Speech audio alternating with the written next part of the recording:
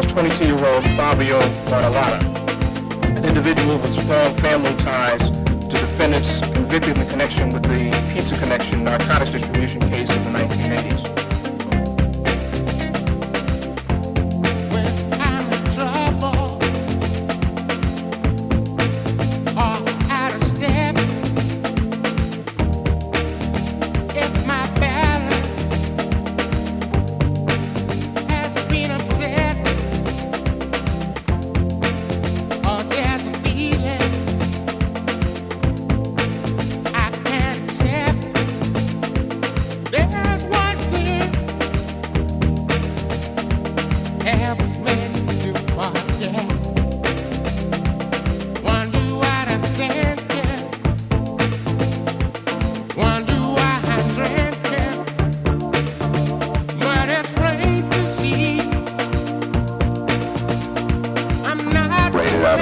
Shop in the Ridgewood section of Queens who have engaged in numerous armed robberies and other violent crimes across Queens County over the past. And it's a shame I'm not the man I used to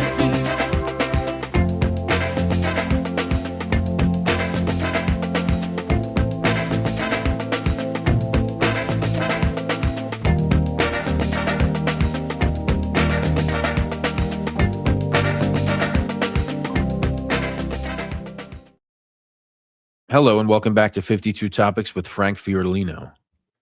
Ridgewood, A True Story. Season 3, Episode 4. Next on the list. So in Episode 3, we spoke about the death of Ralph Sciulla, which was the first person you knew who died that you kind of grew up with. You knew him since you were a young kid. And there's going to be a funeral, right? Yeah, that was a funeral. It was a closed casket. Ralph was found a week after he had been killed. He had been killed on a Sunday. I think they found him on like a Saturday or a Friday following week. So then there was the wake, obviously. Parents were, like any parent would be, just destroyed. His sister, just bad. I didn't go to the wake, but I did go to the burial. It was in St. John's. I don't remember why I didn't go. I don't think it was. It was just too emotional with me, with my brother and everything like that. I know you people probably said, well, I didn't feel nothing at the time, but gradually I did. Gradually, it was somebody I grew up with. It sets in. I'm not going to see this guy no more. I know this guy for the longest. There definitely was people who did miss him. Which are in our group. There was Joe DeLeo. They used to hang out a lot. There was the kid Willie he grew up with all his life. There was people who were really, really, really sad about it. There was people who wanted, obviously, Bobby Glasses wanted to know what the fuck happened. And as time got, more shit was going on in the neighborhood. There was more people, especially on the Gambino side, that wanted to know, like, who is responsible for this stuff is going on. There was other incidents, not necessarily with Ralph, but within the Gambino family that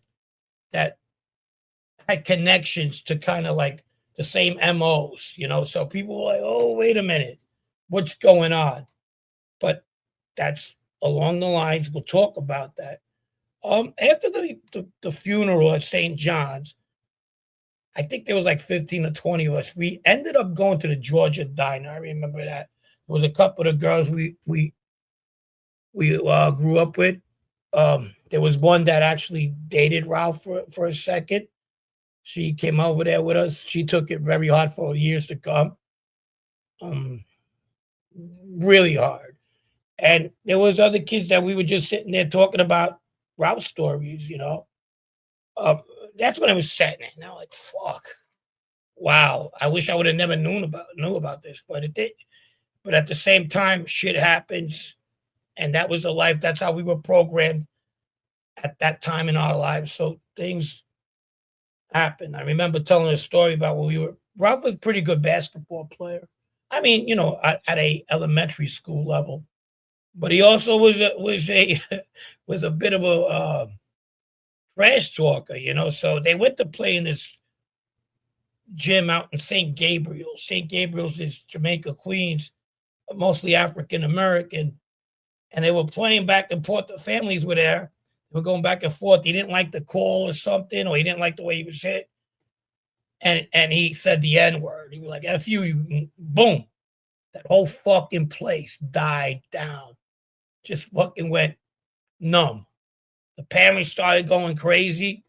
The parents that came with Ralph's team, they were like, they started getting scared. I said, what's going to go here? You know, they were looking at Ralph. What the fuck is wrong with you? And they went to call the priest to come over there because they were blocking the doors. They didn't want them to leave. It was getting really fucking hectic over fucking insensitive comment. You know what I mean? Yeah, And, no, I get it. Yeah. and he almost got the fucking parents. So but one of the parents almost shit his pants, and that was the joke. I was having people shit themselves even fucking without even knowing it. But they ended up getting there. There was a peaceful resolution to it, and they got out of that area. But A lot of awkward tension. yes. I don't believe he got suspended, but I think he got suspended from the team, but not school. Because that shit, you know, they take it seriously, even back then, even more, you know. That word was hardly ever heard, not on rap songs, nothing, you know what I mean? Yeah. But a lot of people took it. And back to like Anthony Tabiter at the time, he's in jail. He's in Green. I told you, he hooks up with this kid, Johnny Borelli. Johnny Borelli is a Ruggiano's cousin. And I think he's cousin of Gene Borello too. I'm pretty sure he is. And at that point, they get together. He takes him under his wing. Anthony being a Gambino guy, and so is John Borelli. Anthony's uncle tells him, take care of Johnny, who's under Carrazzo, Lenny Di Maria. He goes, take care of Johnny. Make sure you don't need nothing. And John's not a confrontational kid. He likes the kid. They get along. He helps him move fucking drugs in there. They help doing the sports. They're making money. They don't get no problems at all. They got a little clique around them, a couple of Puerto Ricans, a couple of white guys, a couple of guys from the Bronx. And it's a, you know, upstate life. That's where they're at. They're at the medium right there. They just got past the bigger place. Well, Anthony did, so jail-wise, you know, there's degrees. And he's in the medium. So they're there. And this is about the time Anthony, and this I learned later, a couple of years after he comes out, and I'm out there too, you know. And he tells me, you know, I wish I could have prevented the Ralph thing, but there's nothing I could do about it. And it really hurt me a lot because he felt he was there for me, but he, at the same time, I had no control. Two of the guys wanted him dead in the worst way. And I could, even if I was there, I don't think I could have did anything. But he took it hard. Anthony Tabiter did. That was during the time he came out. This is between the time Paul is not around no more, and either Fabio, I believe. And this is Anthony starting to come of his own himself. He felt bad about it. Do you know why Borelli was there? Good question. I don't know why he got arrested at that time.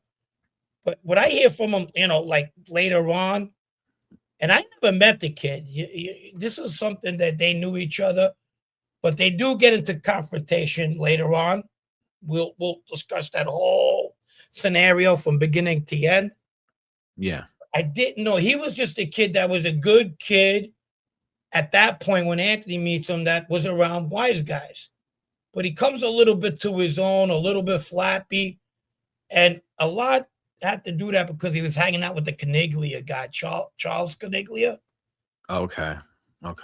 They get to that. They have a beef. I'm talking about Vito and Anthony with the Borelli kid. But we'll get that later. We're definitely ahead of the game here. Well, let's talk about who's next on the list. That would be Joe Kanti. I think I discussed this already. Before Vito Guzzo comes into the area, he had a beef with Joe Kanti. They were friends. They had business ventures together. They had a fallout.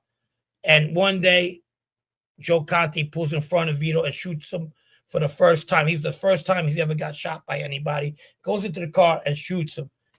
Joe Kanti is Patsy Conti's nephew. Yeah. You know who Patsy Conti is? Patsy Conti's also Fabio's guy. Yeah.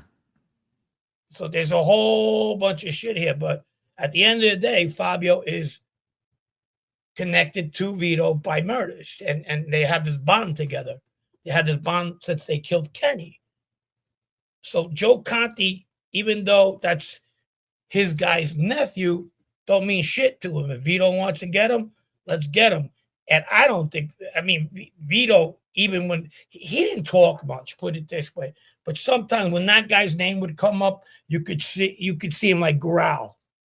He just hated this fucking Joe Kanti. And he even drove the same car, which is grandma's car, that he got shot in. So that's a reminder right there. Just hate it. So this Joe Kanti, we've spoken about him on and off during the length of this whole channel's history. This is a guy who is related to Patsy, he's his nephew. So is this a guy who's like a prospect, like a guy that would be someone that would be made, or is he just kind of like, what's his deal though? All right, so he does come off like that. He wants to be more like a Hollywood-esque kind of Bugsy Siegel in his mind, type of fucking gangster. Likes to go to fancy spots. Wants to live. He has these grandiose fucking ideas about himself. But at one time he gets into it with his uncle. He's the one who eventually has a fight with Paul, and they sets Paul up. You remember in the pool hall. You got to go back. Sure. I believe that's season 1. You guys could check that out. But anyhow, he talks with the side of his mouth, but at the same time, he likes to go all to these fancy places. Go to prostitutes where he could urinate on them and brag about it. That's the type of person he was. Get it? A real fucking hedonist. I get it. Yeah, just a fucking weirdo. Anyhow, weirdo, but you'll get you fucking killed. He'll shoot you. The whole thing behind that is he had a lot of that fucking backing from his uncle, and he felt that he was kind of like untouchable in a lot of ways, up to a certain extent. You understand? So these guys get together, say, let's fucking get this guy. You got Fabio and you got Vito. They don't go out. They don't really do much. They wake up in the morning, they work out, and they start all over fucking again. One has a love for animals. We'll talk about that in a little bit. And the other one just fucking tags along, and they both like money, and they do whatever they got to do. But they also get the adrenaline for fucking going after people they don't like. That's how they vent. A lot of us did back then. I eventually do, but we'll talk about that shit too. They know he lives at Soho at this point. He's not hanging out in the neighborhood that much. And he's growing apart from his uncle. His uncle's starting not to get. He's still around, but he's not getting through to his uncle. They must have had a little bit of a fallout, whatnot. So he lives in Soho at the time, has a place in Soho, doing the fancy schmancy stuff, and they get ready. Guns, masks, stolen cars, which they always had handy, and they go looking for this guy, sitting on them. Sometimes they go with their regular cars. If they know, they'll go home and get the other car. That was a norm. Ready to shoot somebody in Soho if they have to. Well, yes and no, because they catch him rollerblading the fucking first time. So he's rollerblading. They're like, what the fuck? Is that him? Yeah, that's fucking him. Rollerblading. Yeah, he's fucking rollerblading in the city. So they go around the fucking block a couple of times, and he just fucking disappears. He goes, well, bad move. One time he's on a date with a chick, and they're going through the fucking, and it's one of those cafes where they sit down at nighttime, and there's like 30 people behind them. Yeah. They can't even spray him. You know what I mean? Yeah. And they're like, holy shit, we're never going to get this guy. One day, fucking, he gets out, and he gets into a bar, and Fabio goes over there with a hat and fucking looking real. This is nighttime. And I remember him telling me he wanted this fucking guy. He goes all the way to the bar just to go in and comes right the fuck out. He goes fucking out. And Vito's like, what the fuck? What's going on? He goes, it's a fucking gay bar. I don't want to fuck. What the fuck? He he went to the fucking Blue Oyster. I don't know what the fuck he was doing, but it was funny. Well, it's One probably day they went to well, look let's straight well, look, can we straighten that out though? I mean, it's probably a business thing. I mean, you're not saying you're not giving him the veto spatter for no, trading. not at all. Not at all. There was a lot of gangsters out there that owned gay Okay. bars. So Right. who knows? He might have went in there to fucking business or nothing. He wasn't gay. No. Right. I I just don't want to think he straighten was anyway. But the other kid got like fucking, what the fuck is this? A whole bunch of guys. He came right out. But he got close on that one too. They were sitting on a lot of people, which when you sit on somebody, it's not quick. One of them is quicker than the other. We talk about that soon. Not this one. This one was like they kept on looking for this fucking guy, and it was always something happened. Matter of fact, one time they went looking for him, they came back with a fucking bobcat. All right, they came empty. They came with a bobcat. You go, what do you mean? So I've discussed this already. Vito had this love for animals. He was an animal guy. And he goes, while we're here, why don't we go look? This guy's selling a bobcat. I want to buy a bobcat. And what do you mean? What's a bobcat? Fabio was like, what the fuck is a bobcat? An animal, bobcat. Is he big? Nah, not really. Goes, come on, let's go.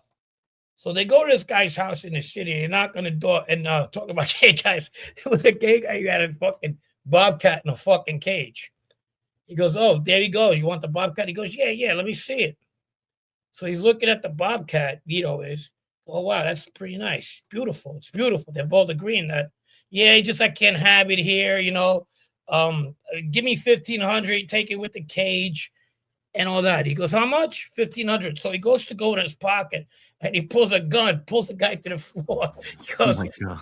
He goes, what the fuck you doing? Bobby was like, what the fuck's he doing? He goes, hey, go get the fucking bobcat. Because I ain't taking that I'm taking that thing out of the cage. The cage, get the fucking cage. Not the feet thought he was going to pick up the fucking bobcat. The other guy was like, he's going to bite my fucking finger off. So he takes the bobcat and they go outside and they ended up coming back. No Joe Kanti, but he's riding back home with a fucking bobcat he felt uncomfortable in the back seat. So they just robbed the guy's fucking bobcat. This shit you couldn't get away with these days with all these cameras. That's crazy, man. Yeah, So that's the one in the photo. Is that the one in the photo, or do you have another one? Or there's two bobcats. It's one that Joe Kane had, and the one Joe Kane had, he stole in a Pennsylvania zoo, one of those like small zoos, and he ended up stealing the fucking bobcat there. He took it to his house, and some kid was trying to pet it in the basement, and it bit the kid's finger. The news was there and everything. The kid thought it was a cat, and that made all the news and everywhere. So that was that bobcat. But this one, I believe that you've seen there, is the one he got from the gay guy. okay, the one in the photo. Okay. Well, it's clear nobody likes to pay for bobcats, I guess. But why pay for a bobcat when you could steal it or put a gun to someone? I didn't know you were allowed to have a bobcat, to be honest. I didn't know either. At least probably not now. I don't know what's going on back then, but pretty stringent now. So now he's got a bobcat, right? That's interesting. So is this like the cruise bobcat, or is it just staying like no. I think he had like one of those dragons too. One of those big ass dragons. He liked shit like that. I told you one time he went to the pet store and he wanted to steal a turtle. So he had this kid we were with go after the turtles while I kept the monkey fucking busy. They had a monkey in the front of the store that, he'd go crazy. He liked to smoke. They would give him a cigarette. But I gave him an unlit cigarette and he took it and he started going crazy. I'm like, oh, fuck, he just took my cigarette. And while I committed this diversion, the kid Brian put this fucking snapping turtle right in his fucking chest. He almost bit the shit out of him. we got the fucking turtle. Oh my God, dude. But we're grown men at this point, so it was just taking a ride. Yeah. Those were the fucking fun days. Anyhow, we got a new addition to this show. Anthony Christopher comes out of jail. Who's Anthony Christopher? Anthony Christopher is a guy that grew up with Vito. They grew up as kids. He starts taking them around. He's a master card thief. He's really good at it. And we talk about him in that episode, Grand National, episode 1. He's a Middle Village kid. that was the one where my brother and my brother's brother-in-law, and my brother's best friend, Sal Caramonte, got out of the car when he started chasing it. They shot up a bar, and when he started chasing them, they got out of the car and started shooting at Anthony. And Anthony figured it out and said, "Fuck this, I'm going the other way." Good guy, getaway guy, swerved. Crazy as hell. Shit, but cast iron balls when it came to fucking do anything, steal anything. I mean, he'd steal a Caterpillar one time, you know, those, but he had a problem. He was coming out of jail. And the problem with him was not only we used to fight with him all the time as kids, well, most of us and his friends, but Vito started bringing him around. And now Vito and the guys, Paul, Joe Shalara, Fabio, John Clemenza, they built a rapport. They were the core of that robbery team. And then you had the kids underneath them. But this was a new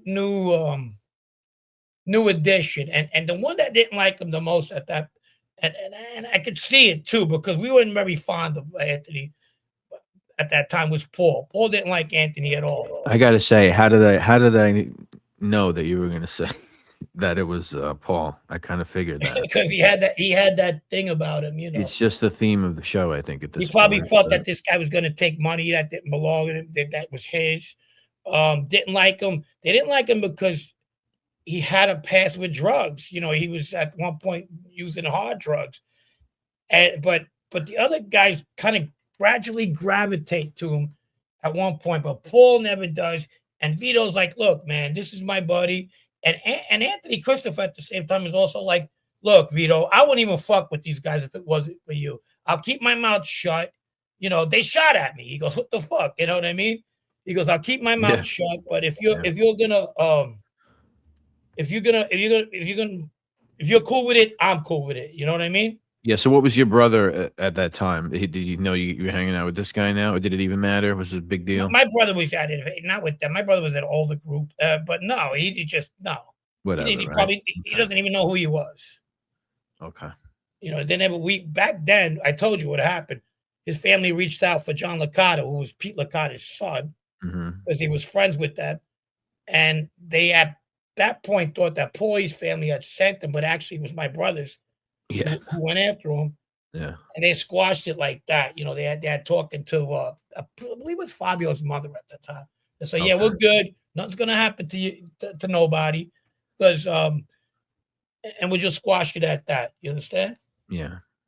But but to be fair to Anthony, he comes from a mob connected family. His grandfather was very, very he could have been made, was big in the waste management world. His name was Pasquale Davanzo, Patsy. He was known as Patsy, and he was owned that Brooklyn Queens trade waster. You ever heard of that? No, I have not. No, not that specifically. Well aware of the industry, though. Well aware. Yeah, Waste Association. They owned like fucking 50 trucks. So they had money, they had cash. Anthony didn't need to go like that, but that's just his adrenaline. Very OCD.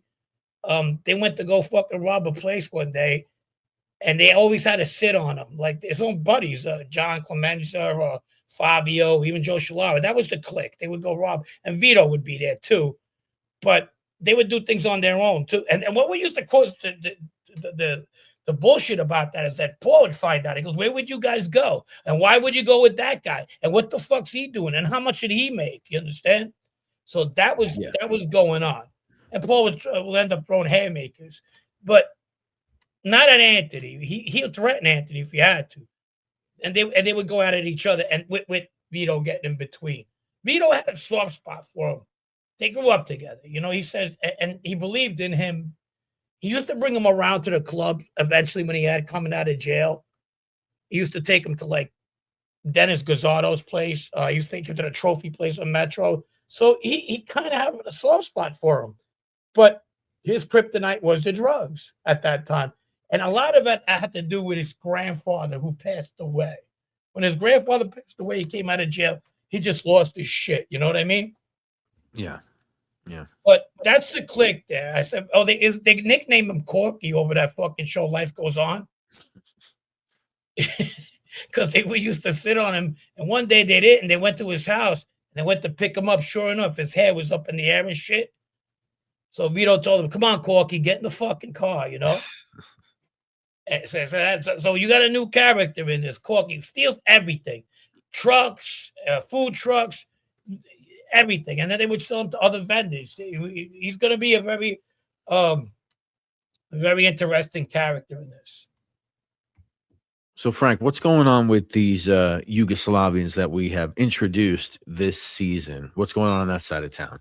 Well, it was promising in the beginning, and then it got a little fucking crazy. All right, so the kid Sasha goes to jail. Remember, he's like the leader of them. He's very charming. Okay, he's a charming guy. He's in jail for stealing cars. I told him, let me take care of your place. When you come out, we do something together. But we got to get rid of some stuff here. Like the people, if a couple of your friends help me out, we can make this place look good. We still got the machines. They're Vito Grimaldi's machines. They're not going nowhere. This is a video store? Is that right? Video store, but he has these videos like with fucking Italian 80s tapes and some Serbian ones. I said, get rid of them. Why are we going to have fucking invite other people to come in here if we're going to do shit that's a little shady? You know what I mean? What are you going to have? Yeah. Like, hey, FBI agent, come get a fucking Serbian tape and look around. It's the South Carolina. It's the South Carolina shop. It was crazy. This place was a building right across the street from Cafe Vitamia. It was red, white, and green, and it couldn't get. I can tell you that. Like, fucking take a picture of this place, and it was brick, and then a door. So we hired some guy to fucking help us out. It was Ralph's recommendation at the time. He was alive, obviously. And he got me this crack, and he goes, yeah, he does good work. Just pay him this amount. And me and Joe Kanti went on this. I said, how much are we going to pay this guy? Whatever. I don't know. Let him do what he's got to do. And he takes about 2 weeks, 3 weeks trying to fix the place. He had to build a wall to make a separator for a card room. Yeah. And it took him the longest. One day I got into it with him. And while I'm getting into it with him, he goes, yeah, I'll come in tomorrow. He opens the door like to show me that he had a pistol in there. I said, bro, that ain't gonna fucking do anything. If you show me that because you want to scare me, just get the fuck out of here. So I told Ralph, I go, who the fuck you sent me? This guy looked like one of these meth heads, right? He goes, oh, he's sorry. He didn't mean nothing by it. I go, yeah, but next time I'm just gonna drag him in here and fucking and kill him with his own fucking gun. I mean, what the fuck? It was just anyhow. One of his friends, Pedge, has communication with him. We talked to Pedge in jail. And he's getting pissed off because he thinks I'm doing stuff on my free will.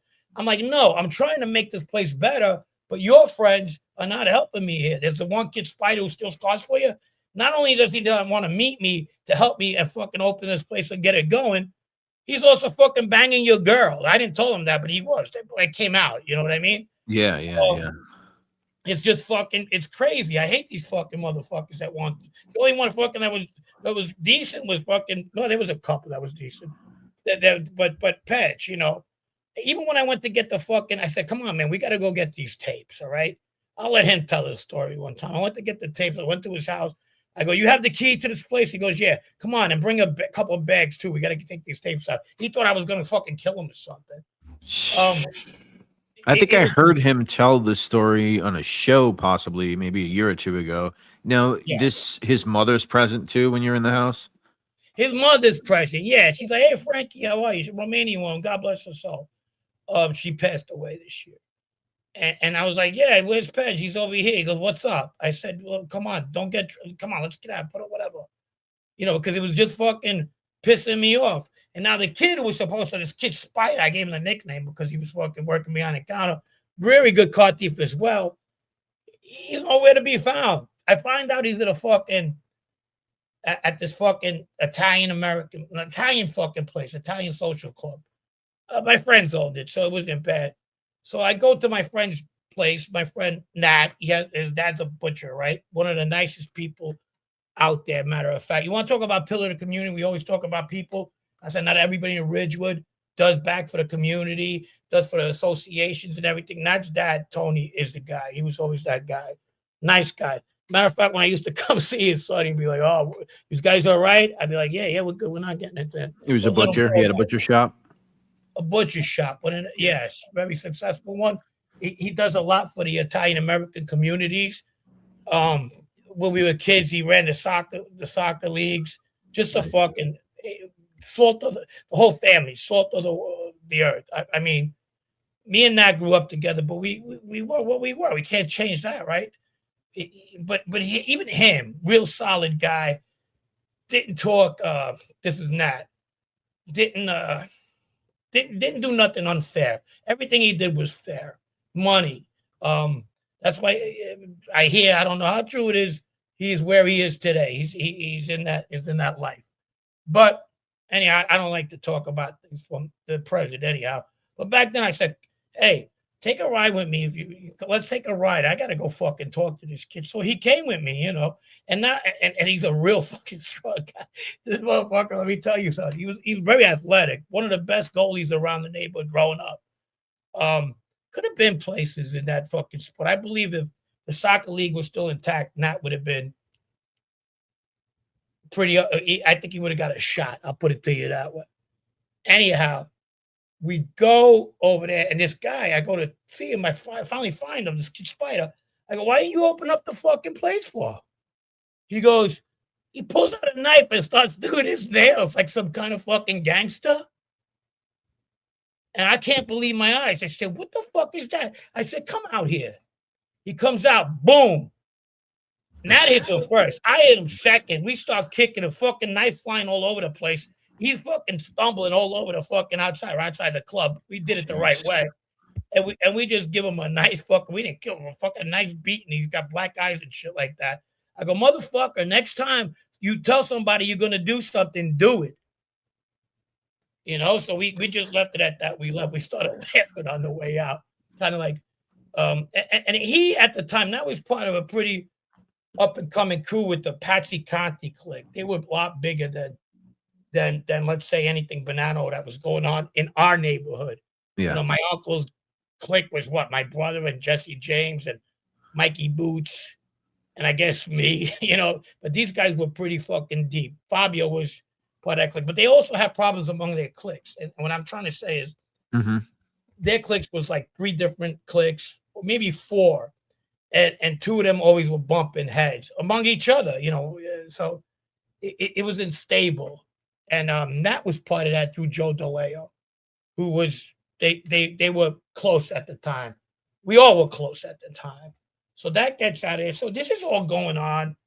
A lot of shit's going on at that point. Me and my brother are actually getting closer. My brother Joe, the one who passed away. I remember one night just going to see him and fucking like, it was just a relief to be around real family. But in one of the most oddest places too, a Dominican nightclub. He used to hang out in this fucking place. We were the only white guys there because those were his friends. He had a I get it. girlfriend at the end at that time, Millie, who he ends up knocking up and having my nephew. So I used to go see him. We used to do a lot of fucking bonding, I wish things would have been different at the end, but hey, it's still my brother. And that was going on. And at the house, it was getting weirder. But my dad was getting more fucking crazier. I told you he suffered from a little fucking head traumas, And then my brother thing wasn't too fucking too good on him when my brother passed away. So he had a lot of that resentment, and he didn't have it like his brothers did. He just didn't have it what it took to become like them, He didn't as mean-spirited, but that used to flare him up sometimes, and he could be a real angry person at times. He took the drinking. And one night I just come home, fucking all this shit's going on. But you got to remember, I got a case out at Long Island. I got the kid I grew up with. I don't know what to feel bad about or not feel bad about.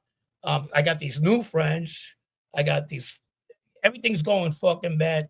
And I don't know, he's getting into it with my mother. He used to do that shit a lot. So I'm like, oh, stop. He didn't like that, and I don't blame him because we weren't ones to fucking flare him up because he did have those 2 seconds. He'd go off on us. Next thing I know, I have this fucking rifle right on my chest. Ladies and gentlemen, this has been episode 4 of season 3 for Ridgewood, a true story. Next on the list. To the town of Outfield, old stranger one fine lay. Hardly spoke, folks around him didn't have too much to say. No one there to ask his business, no one there to make a slip. The stranger there among them had a big iron on his hip. Big iron on his hip. It was early in the morning when he rode into the town. He came riding from the south side, slowly looking all around. He's an outlaw, loose and running, came the whisper from each lip, and he's here to do some business with the big iron on his hip. The big iron on his hip. In this town and live an outlaw by the name of Texas Red. Many men that tried to take him, and that many men were dead. He was vicious and a killer, though a youth of 24, and the notches on his pistol numbered 1 in 19 more. 1 in 19 more. Now the stranger started talking, made it plain, folks around. Was in Arizona